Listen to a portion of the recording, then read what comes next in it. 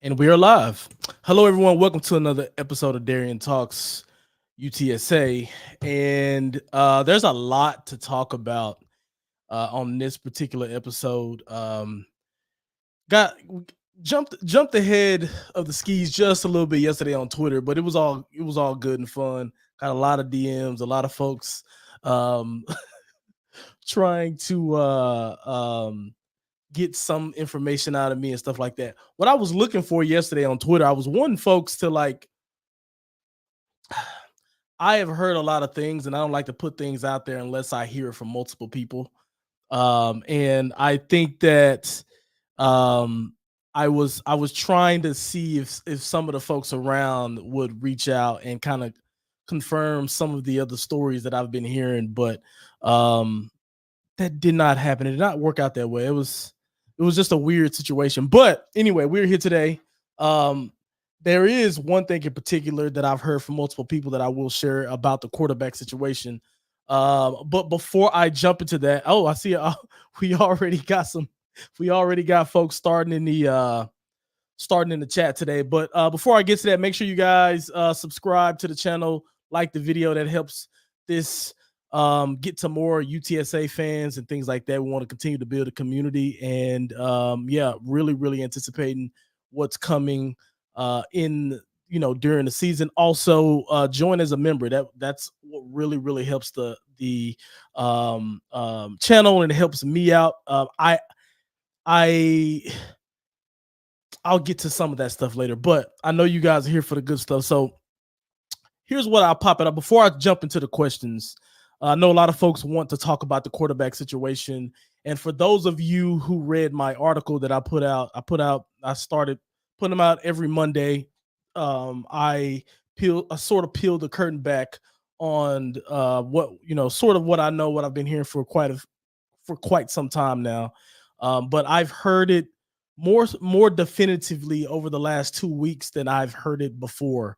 But from people that are close to the program and things like that, I think from what I hear, this is not me confirming anything. Obviously, the coach will come out and announce a starter at that particular point in time, but all signs are pointing to Owen McCown being a starter, which is not super big news to a lot of you guys, right? A lot of folks were coming at me on Twitter and were have been saying things to me just in general, even sometime in his chat about you know it's obviously going to be him, so on and so forth. But technically, Coach Traylor did not announce a starting quarterback. So it's still relatively up in the air, but from what I'm hearing, it is pretty clear to folks around the program that Owen McCown is going to be the starter on day one. That's all. That's what I've heard, though.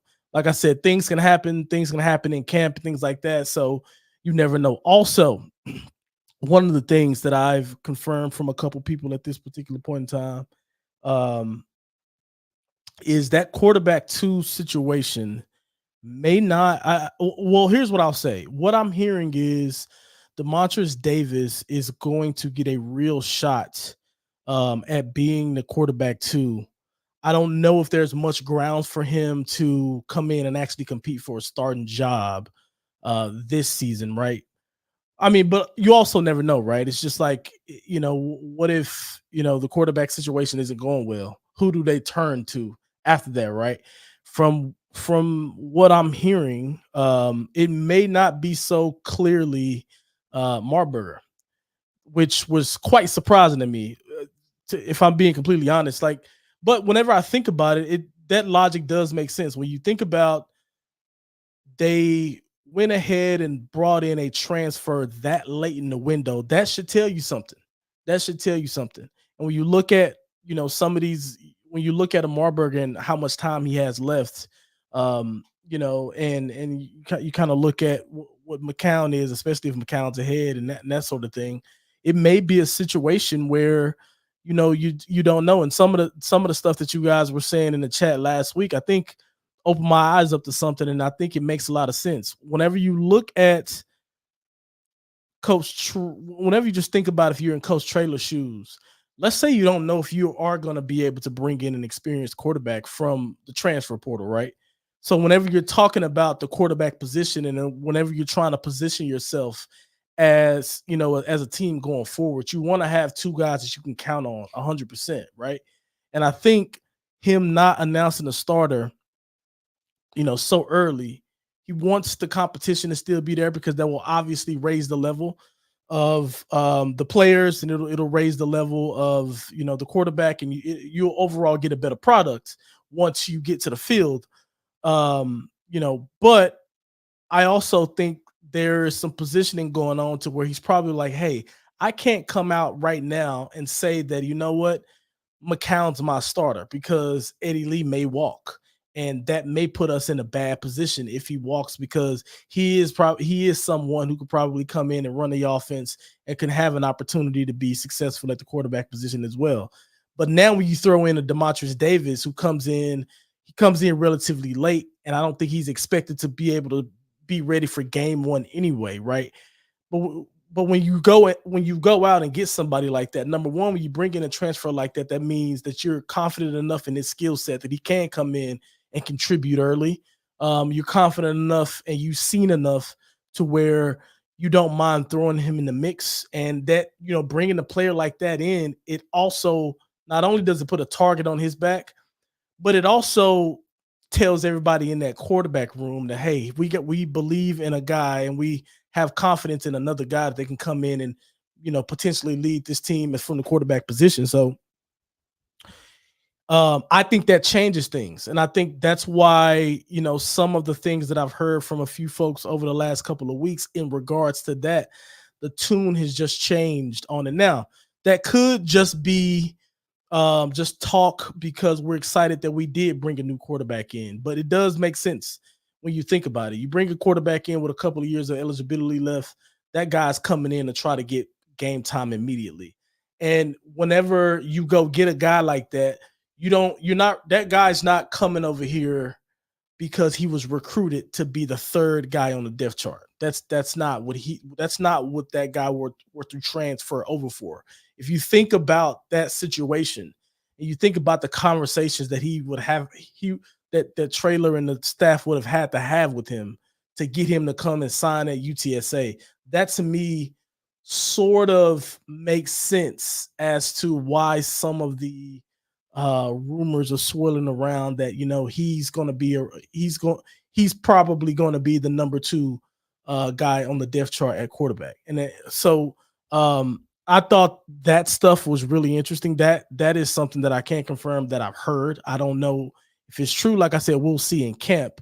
But based on everything that I've heard over the last couple of weeks, McCown's going to be the guy starting day one for the most part, unless there's some sort of injury or just something weird happens like that. And I'm hearing that QB2 position it's up for grabs. I'll say that it's up for grabs, and it is not a 1-2 race the way that we have been sort of led to believe. I'll get to some of the questions that we have here right now. Shout out to Mike. Mike says, could we see two quarterbacks playing game one to keep Texas State? I'm assuming you're saying keep Texas State guessing the following week. Oh, well, yeah, you're saying guessing following week who will start against them. I think considering the level of talent, let me put this on the screen for you guys. Considering the level of talent, we could have beat Kennesaw State with the backup quarterback. I don't think you play any games with that. I think if you have a quarterback, if you don't play any games with that, you don't take any game for granted. You don't know what none of us know what Kennesaw State's going to look like. When the season starts. I know that there's a lot of polls and things that have them right now basically last, right? But last in the FBS, or the worst team in the FBS. But this season is a new season. Everybody's rankings are going to move and that sort of thing. We are also introducing a new quarterback into the fold. We have to see what that looks like. So obviously the coaches are going to go with the guy that they trust the most. And from my understanding, that's probably going to be McCown. And I think they go from there. Listen, I tell you this: if we start seeing 2 quarterbacks early in the season, that would spell trouble for UTSA, in my opinion. Let's see.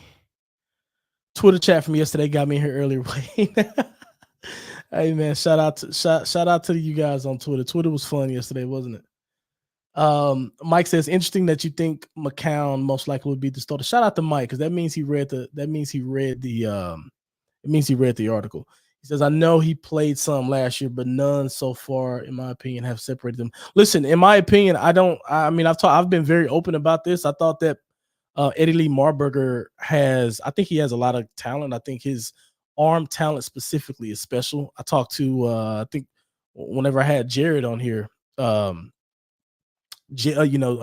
was kind of telling him what I saw in Eddie Lee Marburger and what I think he can do. But you never know. You never know. I think we're going to see what McCown looks like when he rolls out there, and hopefully he rolls out there and he's good. Let's see. Roadrunner Heights says, I like McCown's composure to be able to remain calm in the situations he was placed in last season. To me, it's a quality skill. 100%. I think McCown, it's gonna take an adjustment period for him to get used to what the offense is gonna be looked like built around him. I think that's going to be something that is just going to be new for him, right? So I think that he obviously has talent. He's obviously a playmaker. He's obviously somebody who can he can make a big impact, I think, right? But I do think there's development that I hope that he develops a little bit more, and that's what he should do over the course of his off season and be a little bit more polished and ready to go. And I'm assuming he will be. Like I said, the offense will likely be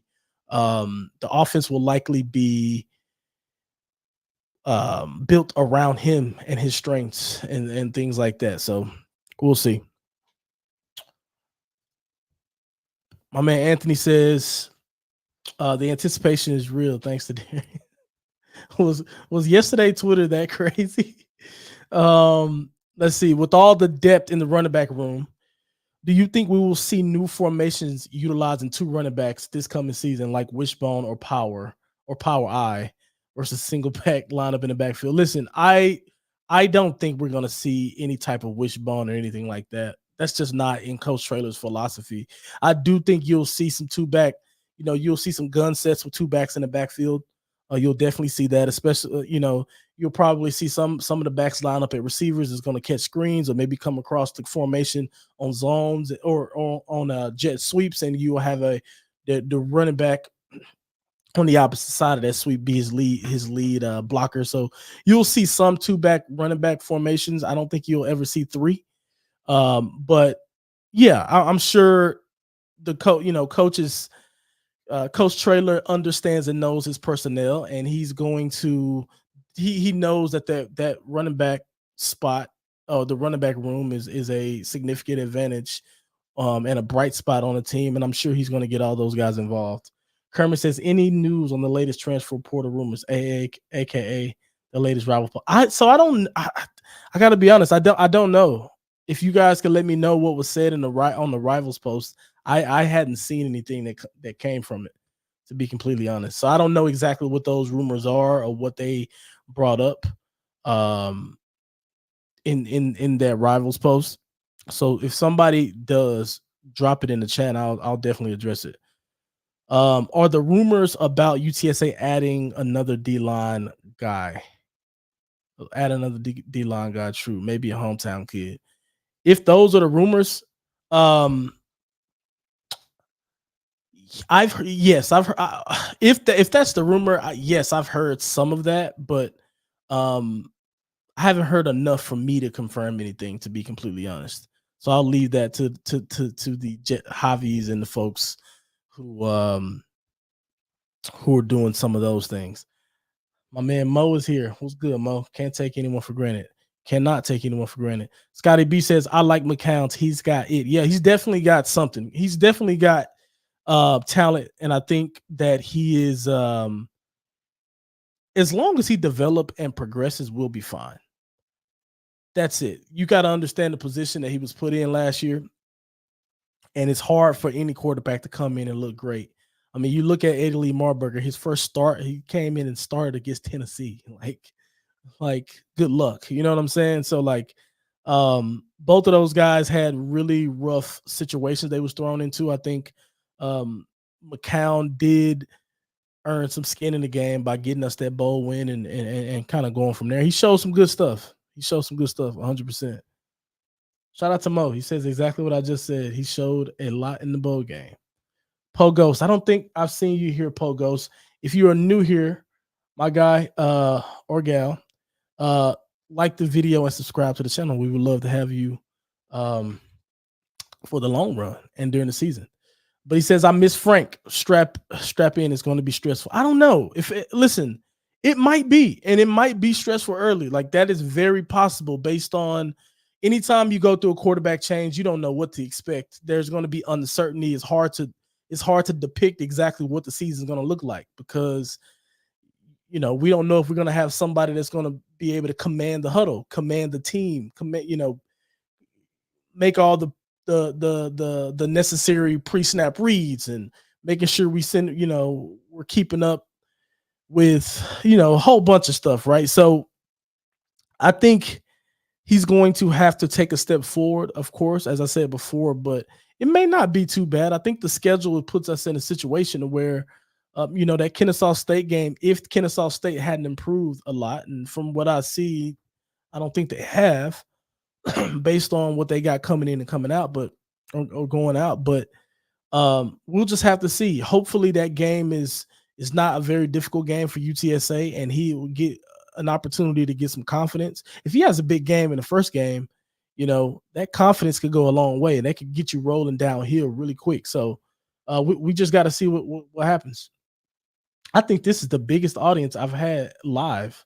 Shout out to I need to stir up the pot on Twitter a little bit more. All right. MaxSwar says, has there been any word about any secondary standout CBs and safeties? So I have heard a lot about obviously like your obvious one, Denver Harris, but I've heard a lot about Zod Frazier. A lot of people have reached out to me and told me about how good he's been, both private or how good he is both privately and I mean on Twitter. I think was it Nick Troy Fortune? I think he reached out to me. He like tweeted me and he was telling me about him. So he's somebody, I know he's talented and stuff like that, but he's someone that everybody is saying he's going to have a breakout year this year. So if there's one person from the secondary that people have been just talking to me and saying, yo, watch out for this dude. He's going to take it to the next level. It's him. Hello, Miss Carol. Carol says, I was impressed with McCown at the bowl game. He was able to shake off the early miscues. Yeah, listen, he has really good tools. He has natural instincts for the position. We just are going to have to see what they are able to put together next year. It's a new season. It's a new situation. There's new personnel everywhere. There's new receivers. There's going to be receivers who aren't as experienced unless we have JT Clark, obviously. But even JT Clark, coming back off an injury, there's going to be an adjustment period for him, right, to get going as well. So there's going to be we're just going to have to give the team grace as they get going. That's what it's going to be. But I think we'll be fine, to be completely honest. Mo says, I think we will spread them out and get them the football. I think you're talking about the running backs, and I 100% think so. The running backs are, they're really good players. We brought in more good running backs, so we have different profiles and things like that. I'll tell you this. I think I talked about it a little bit last week. I'm excited to see what they do with the Will Henderson dude that ran like a 10-1 in state. It's like, do I expect him to come in and get a whole bunch of carries up front? Not really, but Is he going to be the kickoff? You got to put that type of speed on the field like that. I don't know what they're going to do, but I guarantee you that we see that we see that speed on the field in some way, shape, or form. Let's see. Pogo says the running back situation will make the transition for whoever the quarterback is easier for sure. Silver lining. Listen, I hope so. I hope so, but we don't want to be in a position to where we got to thread the needle properly whenever we look at that, right? We don't want to be so run heavy that now teams start putting eight in the box. And it would be probably great because I think we have the receivers on the outside that can beat man coverage, one-on-one coverage. I think JJ Sparkman showed that he's already somebody that can do that. We already know what JT Clark can do if he's on the field and on the field healthy. And even he doesn't even have to be 100% of what he used to be. If he's 70% of what we used to be, we got us a big time player, right? So, and then there's just other guys too that we've seen in the spring game. We got, McEwen is also going to be someone who's going to be able to stretch the field and get loose as well. So, the running back situation will definitely make that transition easier. But I think I got a feeling based on the way that Coach Traylor likes to call plays and the offensive philosophy that they like to deploy, I feel like I don't think they're going to try to have use the running backs as a crutch, if that makes sense, unless we have to. Said that there were Oregon Redshirt Freshman. Oh, you know what? Since there were Oregon Redshirt. Oh, yes, I do know this. Yes, I know that for a fact, actually. So let me see something. I hope you guys can't see there's no way you can see my screen. Yeah, so I can tell you exactly. I can tell you the exact day I heard that information. I didn't know that's what you were talking about. May 22nd. May 20th. Oh, wait, no. Not from Oregon, though. Actually, no, not from Oregon. I know that there's a D lineman. I don't think he's from Oregon. No, he's not from Oregon. There's a D lineman that there's a D lineman that's from a big time Power 5 program that could be coming to UTSA if they figure out the logistics. There's some logistical issues that occurred to where they couldn't get them on campus, but it'll be a really, really big pickup if they sort that out.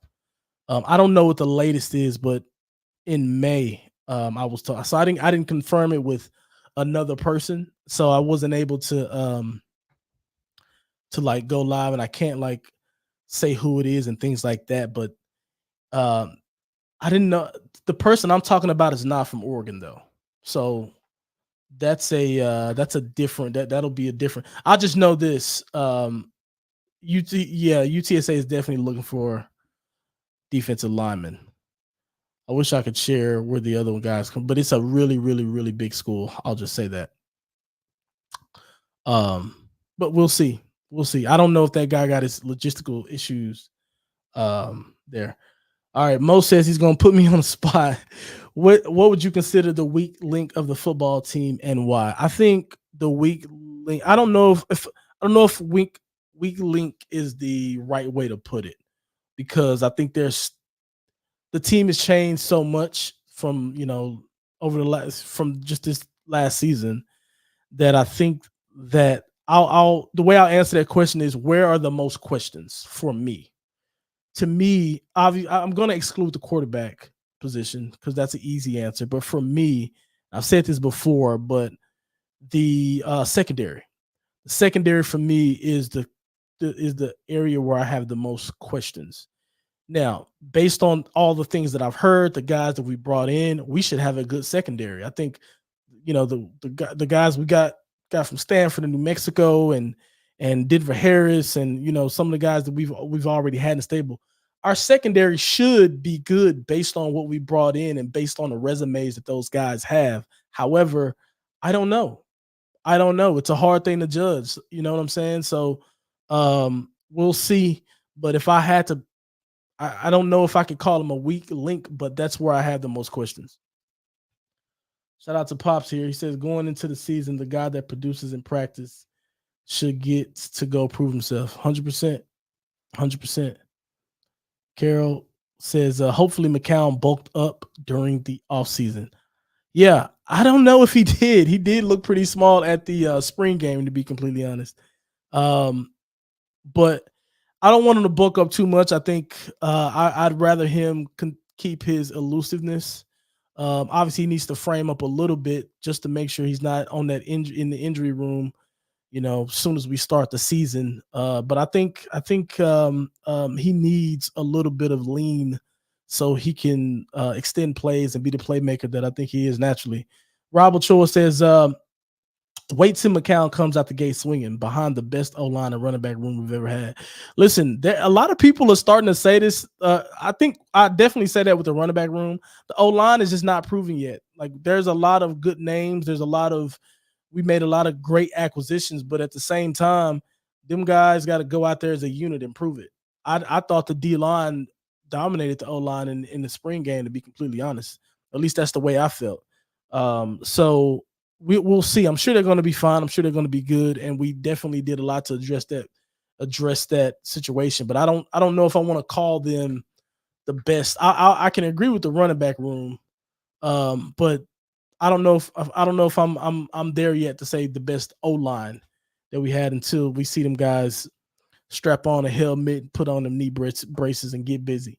All right, off topic. What are your thoughts on the Aggie baseball coach situation? I'll come back to that one.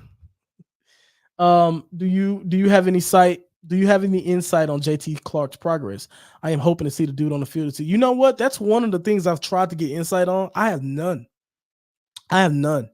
Um, everything I've got on that is there's just still question marks on what he's going to look like, when he's even going to return. I don't even know if he's going to play in the first game. I don't know I don't know what his timeline is or what the situation is. I would love to know.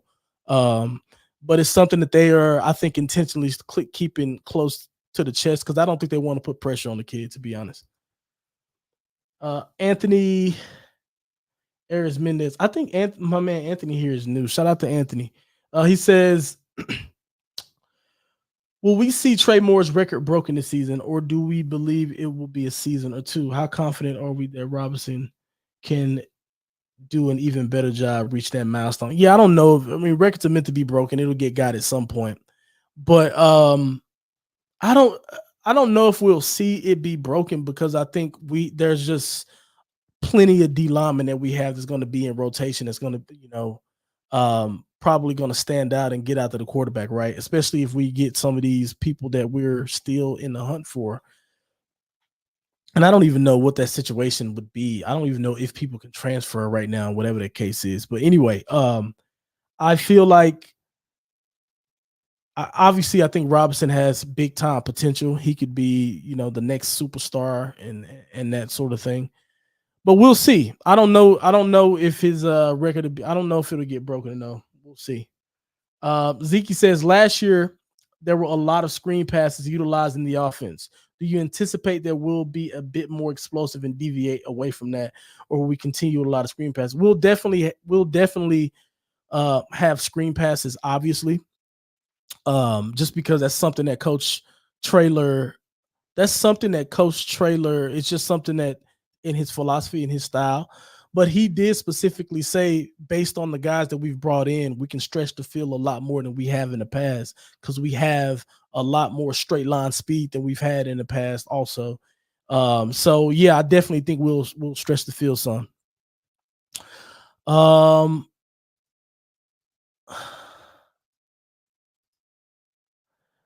Not that UT guy, right?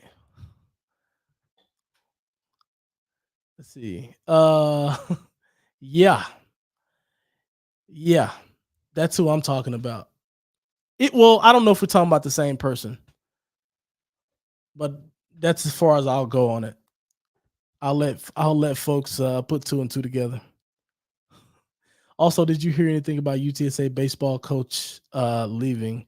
I asked because if the three players leave and not the Texas A&M coach going to UT, it's suspicious. It's always suspicious It's always suspicious. Everything is suspicious, to be completely honest. Whenever those schools are involved, man, there's so much stuff that goes on behind the scenes, cover ups, and listen. I'll tell you what they could do. I'll tell you what's funny. What would be like the coolest documentary? All the like stuff that goes on behind the scenes between boosters, athletic directors, presidents, now NIL collectives and all of that. You want to talk about a documentary or crazy or something that you could get a deal on a reality TV show on, it would be that. Some of the stuff that I've been exposed to, just around some of that stuff is absolutely crazy. Nobody seems to be talking about the offensive tackle injuries at those positions. Seems to have to limit the offense at times. Who do you anticipate the stars at left and right tackle? I don't know right now. I mean, I there's a couple of guys I don't know right now, but I'll just say whoever comes in and has that job, it's going to be tough, man. Like having that tackle position is so important. Front side and back side, both of those guys have to be. And when I say front side and back side, we have a left-handed quarterback, so like blind side. You just have to like be careful who you put where and what their strengths are going to be because somebody's blind side may need to be. It can be a complex situation, but I don't know. I'll tell you this: whoever they are, we'll know early on, you know, if they're good or not because they're going to have their work cut out for them because people are going to try to get after our quarterback because he's a new guy.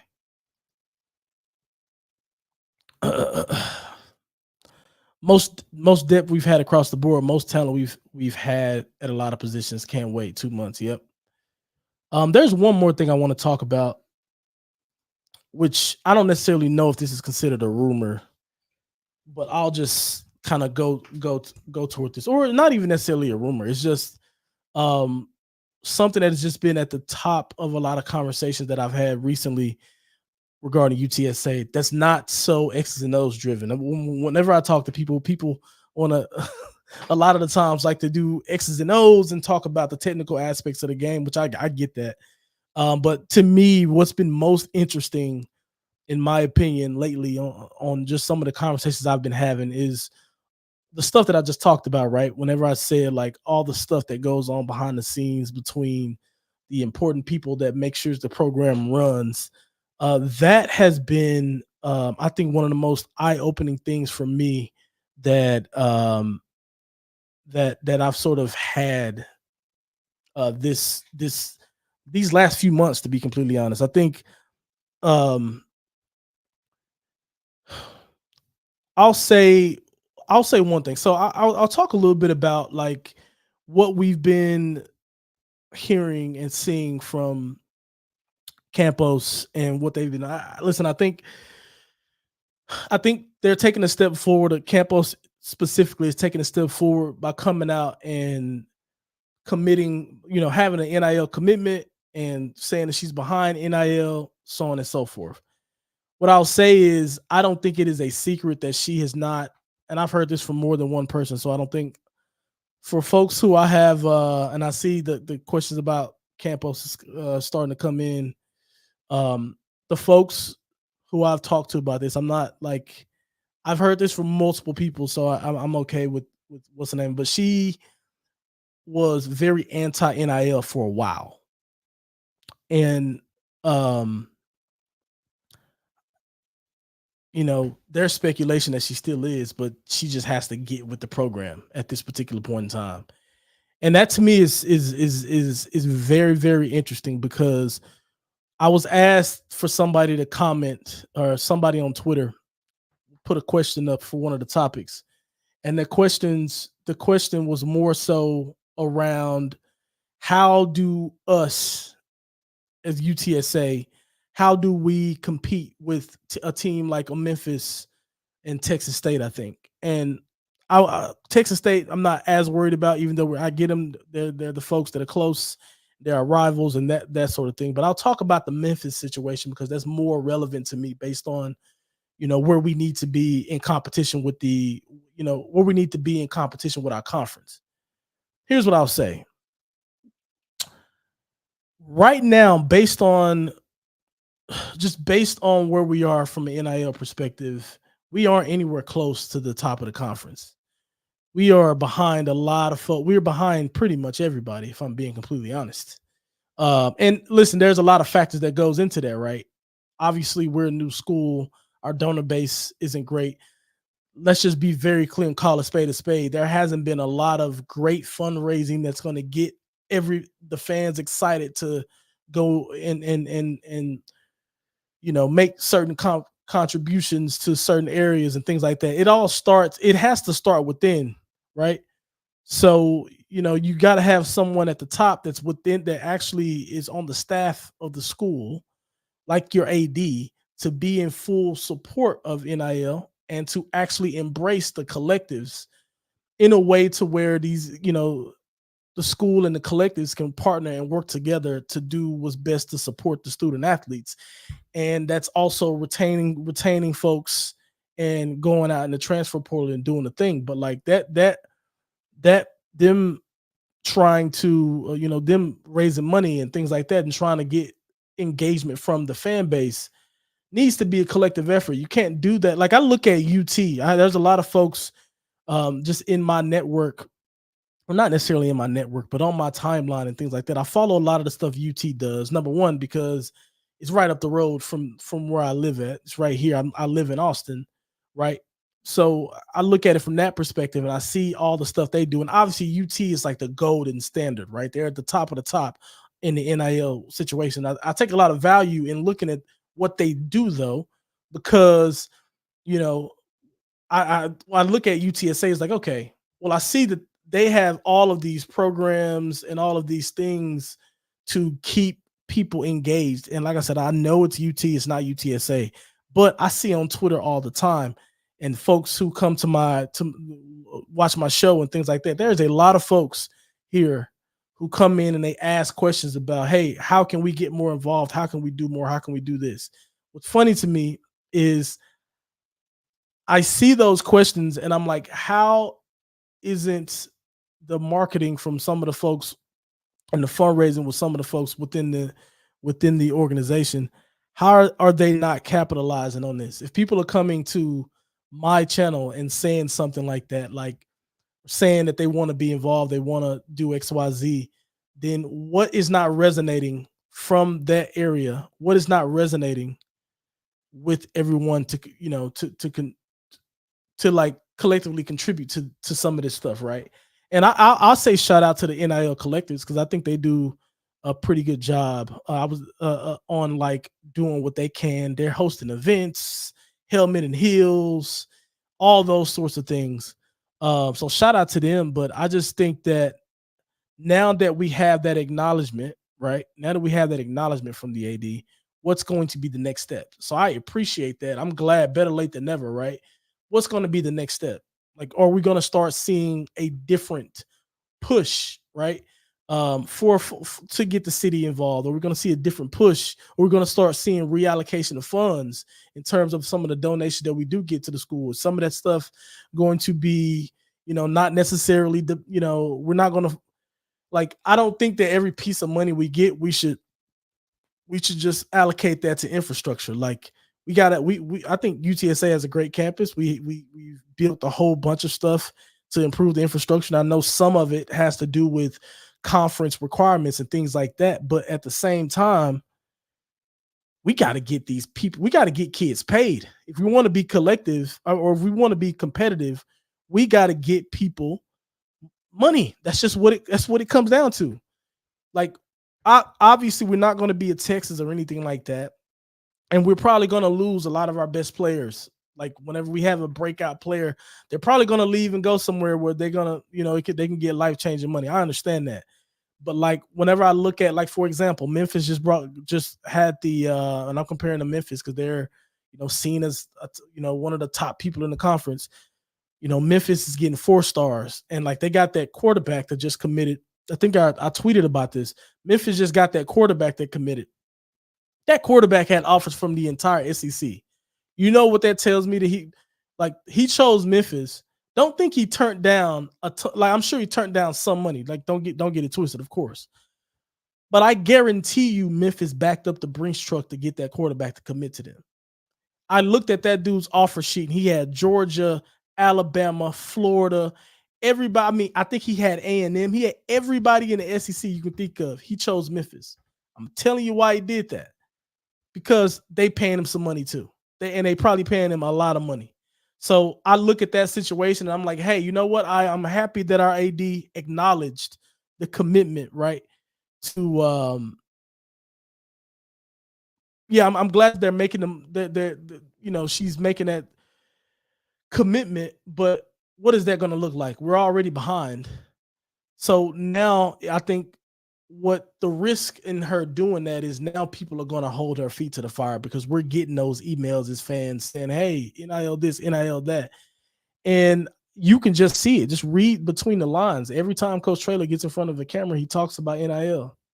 And I know that's his job and he wants to get the community involved. But at the same time, I think the support within is what's going to really drive this thing forward. It's not,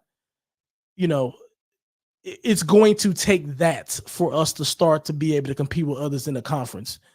The buy-in within. And until we get that fully, we're going to be in trouble. And I don't know. It's a risky situation we're putting ourselves in with it. But I wanted to talk about that NIL piece because listen, I think just last bit on Campos, and I'll get back to some of the questions. There's clearly a changing. How can I explain this? I think that there has been an intentional changing of intentional strategic direction that they're placing on like, hey, you know what? We're going to start being forward by talking about NIL now. I just think that like some of the bad stuff that was being said, like I looked at, I think when she got re-signed or she re-signed her deal or something like that. And I think I made a comment about like, yeah, people are really excited about this.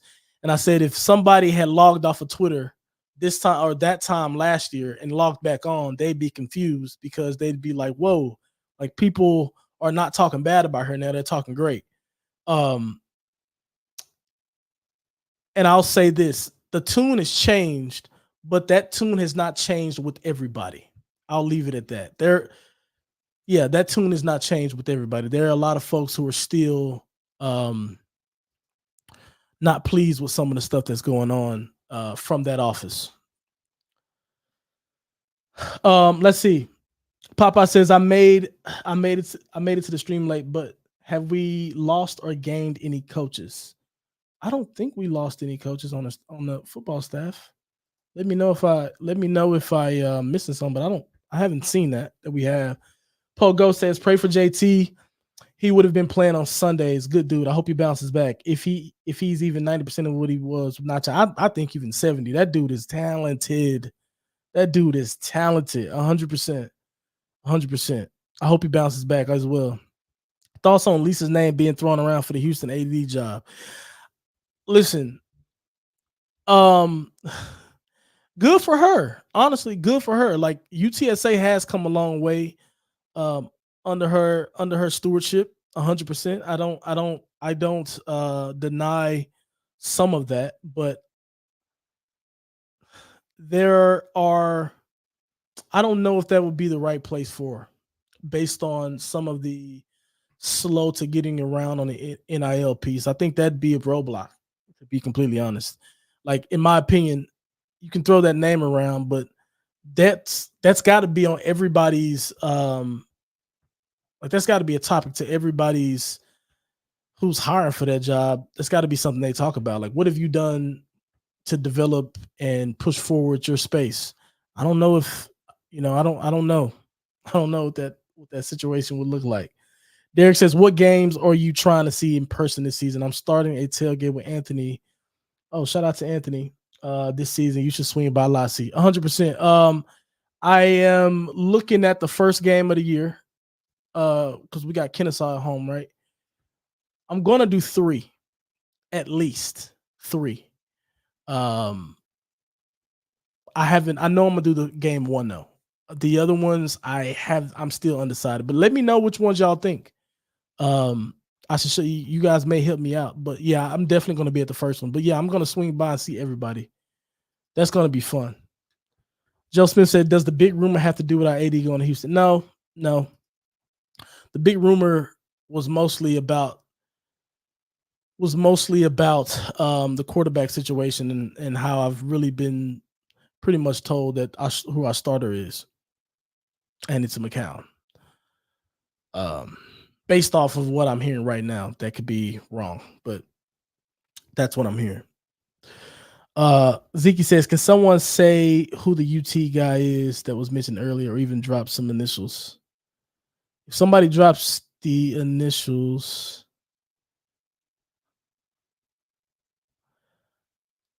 let me see. I'll get back to that one. As a homer, no ties to the university, only a fan. There needs to be some sort of plan to get at the San Antonio market, specifically the children. You let children walk on fields and meet players.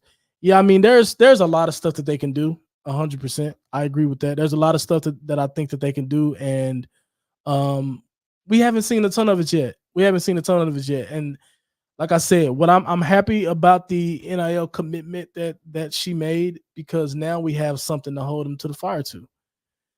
Just act like going that long, acting like it wasn't a thing was really a thorn in my side, and I know a lot of folks did not like that. Rob Ochoa says they will remember it forever and eventually become financially invested. Definitely don't disagree. So you're hearing it's Rab says, so you're hearing someone coming to UTSA with UT. Kendrick Blackshire making it 2 UT players are coming. Did I say UT? I think I did. Okay. Kendrick Blackshire. Is that the guy that I was talking about? Oh, I see what you're saying. Yeah. No. Kendrick Blackshire, he's already. So, possibly, but I don't think the logistics are going to work out. I'll just leave. I don't think the logistics are going to work out.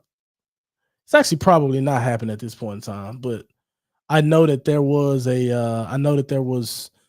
definitely talks and handshake agreements and things like that.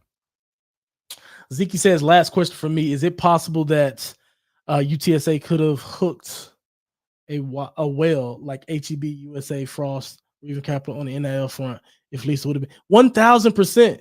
1,000%. These are some of the conversations that I've had with folks.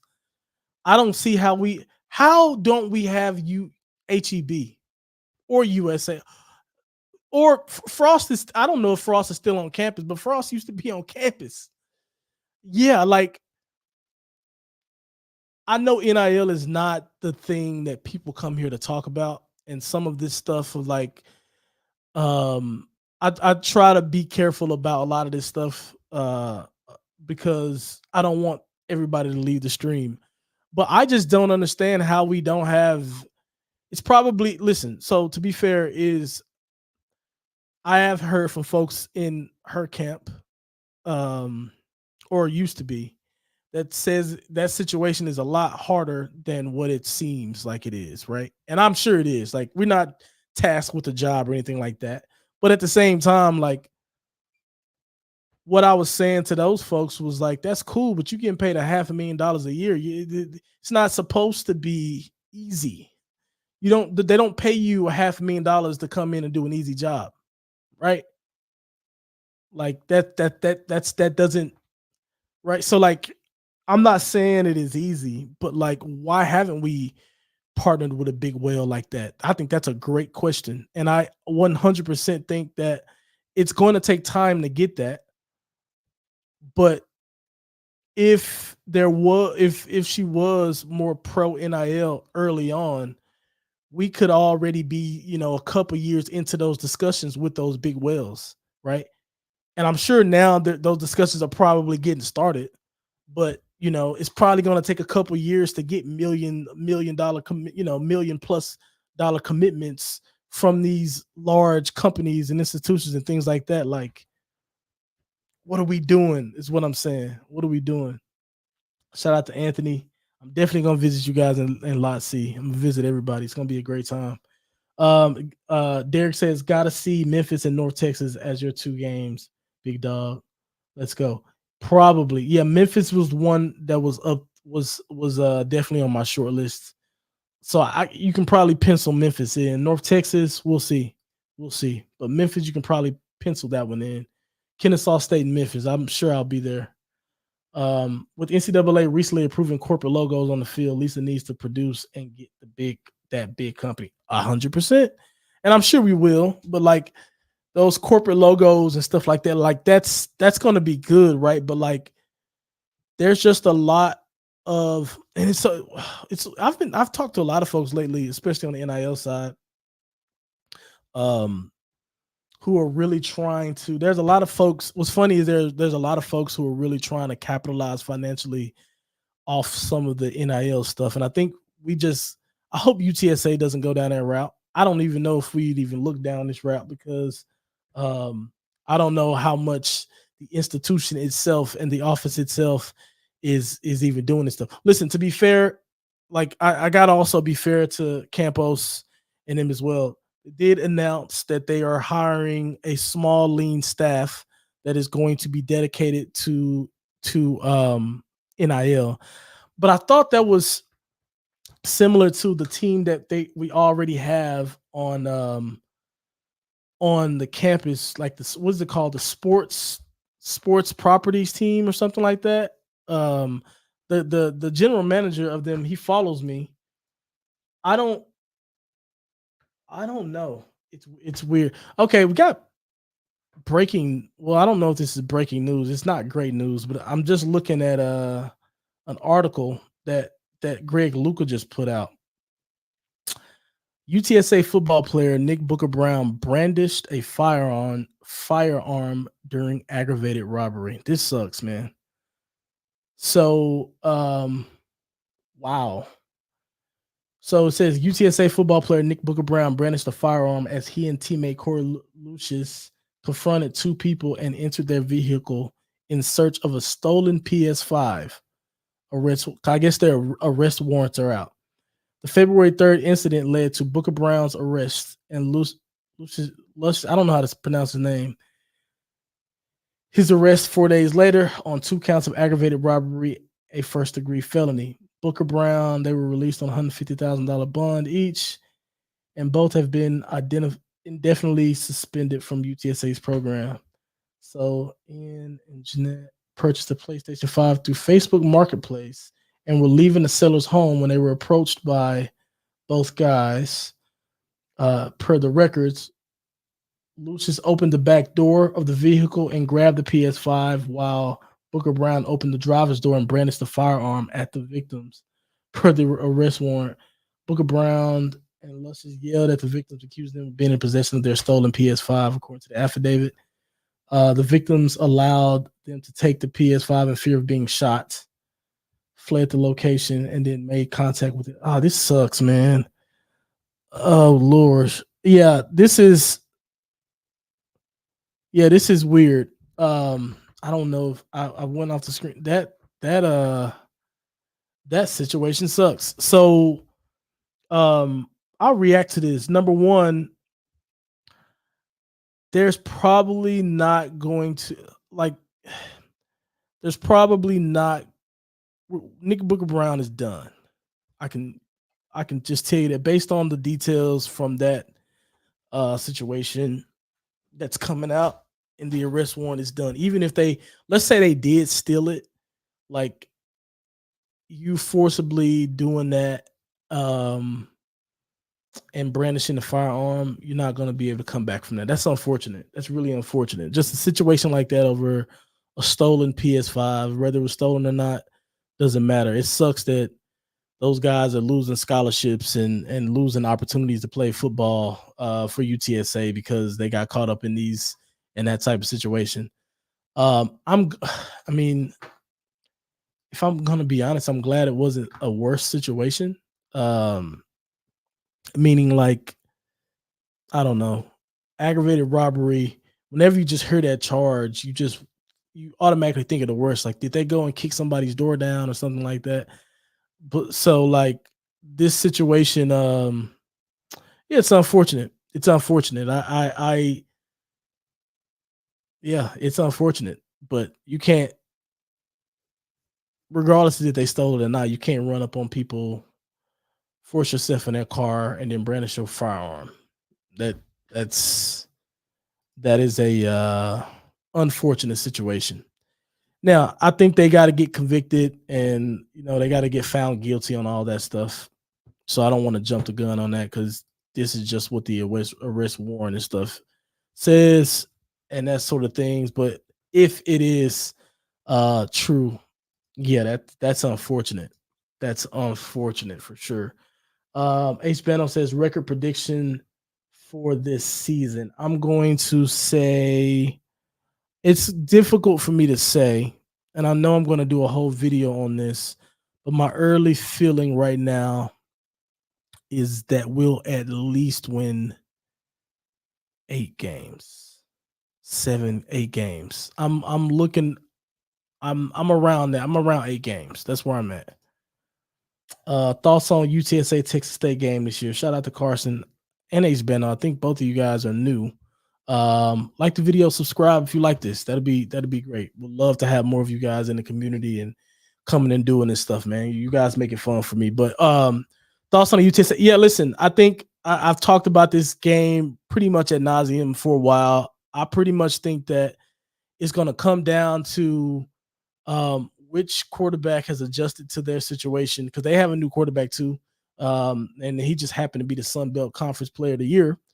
Jordan McLeod, he is really talented, really good. They have a coach with an offensive mind that can really do some things. But at the end of the day, we're coming into the second game of the season with these, playing Texas State, and both teams are probably going to be raw, a little sloppy, trying to find themselves, trying to find their identities. And it's just going to come down to probably defense, and which defense can get off the field, who can create takeaways and things like that. But I'm obviously pulling for my runners, bro. Of course. Thoughts on the offensive coordinator? Listen, I think the offensive coordinator is okay. I don't think he's a bad coordinator. I think he had a rocky first year, to be completely honest. And I think that we got to lose the weird reverses in weird times. Like, what's up with that? Why do we do that so much? We be in a situation on like a 3rd and 6, and we do a reverse in right when we get into field goal range, and then we do a reverse, lose 10 yards, and then we're out of field goal range. We got to punt. Like, there's just, and then we do like these wild trick plays in the red zone, and I'm just like, dude. That really, really frustrated me this season. It really, really frustrated me this season. And whenever I had Frank on, I was talking to Frank about it, and I asked him straight up. He was I appreciated his candidness and him being honest and saying, like, yeah, like, he's new, trying to get feel for things, but that's part of being a team. Frank bailed him out, I think, a lot. But I think he's fine. I think he should be good. Obviously, he's probably going to go back and look at the season and see some of these things that we can see as just supporters watching. Those guys spend hours upon hours preparing for the season. So I think they'll get it together. I think he'll get it together and be better this upcoming year. But I think he's off for a good start. There are some things that got under my skin, but I think overall he's just fine.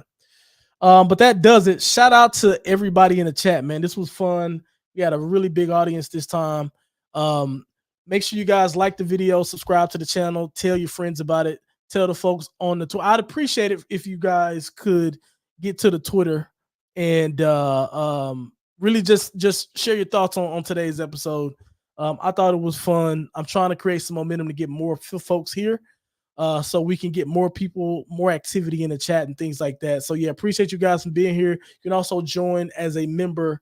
That really, really, really helps out the podcast. It helps out my plans that I got going into the season. So if you guys can do that, that would be awesome. But I will see you guys same time next week. I am signing off. Peace.